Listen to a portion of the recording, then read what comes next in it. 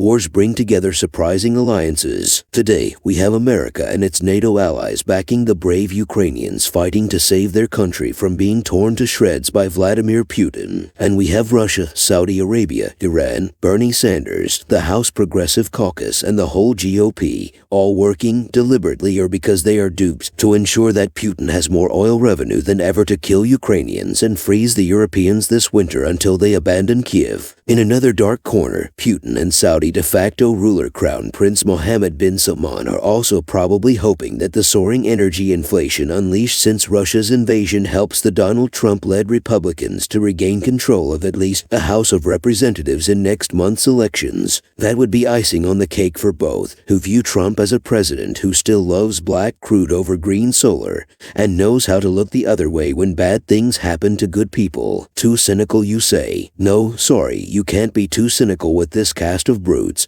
bandits and useful idiots. Just look at the facts. On Wednesday, with the world already heading toward recession and with the global oil and natural gas market already tight, the OPEC Plus cartel, which includes Saudi Arabia and Russia, agreed to collectively reduce its output by 2 million barrels a day to ensure oil prices don't retreat, but instead go back over $100 a barrel and stay there, while the actual cut in output will most likely amount to close to 1 million barrels a day because many smaller OPEC producers are already pumping below their quotas. In today's market, it will still pinch. As the Financial Times noted, at roughly $90 a barrel today, crude is well below levels reached soon after Russia's invasion of Ukraine, but higher than at any point between 2015 and early 2022. Putin's motivation for this price hike is no mystery, with his army in Ukraine suffering steady losses of territory and his having annexed portions of Ukraine that he doesn't even control. Putin has one hope before he's forced to do something really reckless: squeeze the supply and jack up the price of oil and gas high enough to force the European Union to abandon both Kiev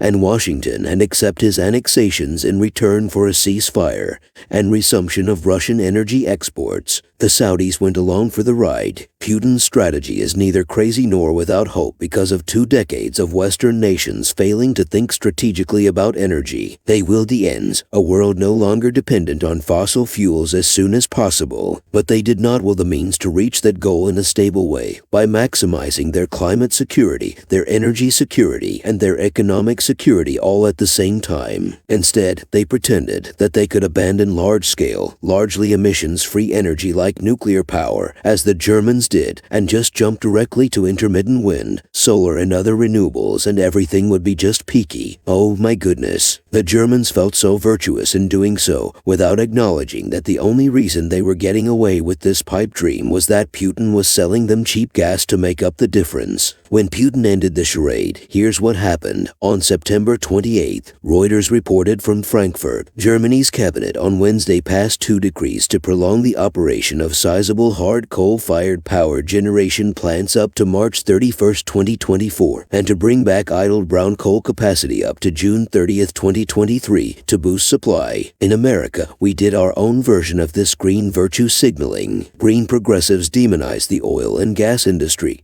for good reasons in some cases because of how much the industry worked to deny the reality of climate change and refused to clean up its own act, and basically told it to please go off and die somewhere quietly while we moved to wind and solar. Oil and gas investors and bankers got the message and began delaying or stopping investment in new oil and gas production at home, and instead focused on reaping as much profit as they could from existing wells. As a Goldman Sachs newsletter in April put it, how much future production have we lost because of all the delays in investment decisions on new oil and gas projects? The answer is 10 million barrels per day of oil, which is the equivalent of Saudi Arabia's daily production, and 3 million barrels per day of oil equivalent in liquefied natural gas, which is more than the equivalent of Qatar's daily production. If we had not kept delaying new investment decisions in oil and gas since 2014, we essentially could have had a new Saudi Arabia and a new Qatar. While America can still theoretically take care of most of its own needs for oil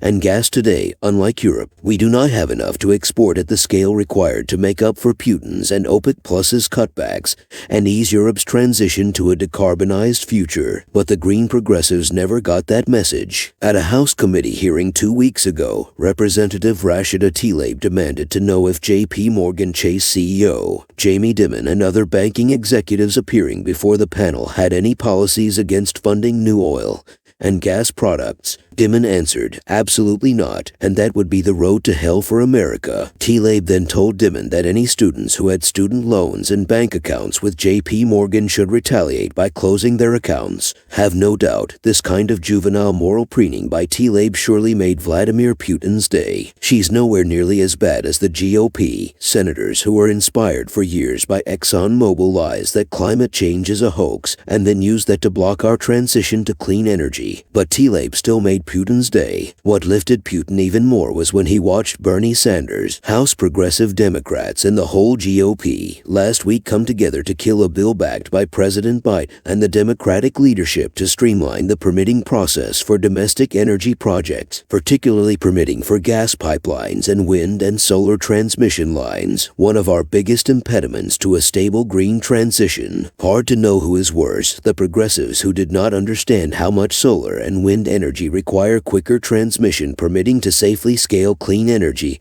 or the Republicans who knew oil and gas companies need quicker pipeline permitting to grow gas production, but killed it so Biden would not have another success. As Joe Manchin, a fossil fuel-friendly Democrat who championed the bill, put it, what I didn't expect is that Mitch McConnell, Republican, would be signing up with Bernie or trying to get the same outcome by not passing permitting reform. All in all, Putin had a bad month in Ukraine, but a good month in the U.S. Congress. This is not complicated, folks. Do you want to make a point or do you want to make a difference? If we want to make a difference, we need to maximize our energy security, natural security, and economic security all at once. The only way to do that effectively is to incentivize our market to produce a stable and secure supply of energy with the lowest possible emissions at the lowest possible costs as fast as possible. The only truly effective way to do that is with a strong price signal, either taxes on dirty stuff or incentives for clean stuff, plus steadily increasing clean energy standards for power generation along the lines proposed by Hal Harvey and Justin Gillies in their new book, A Big Fix: 7 Practical Steps to Save Our Planet. As long as we are not ready to do that, we're just faking it, indulging in virtue signaling on the left and the right, and Putin and M.B.S. are laughing all the way to the bank.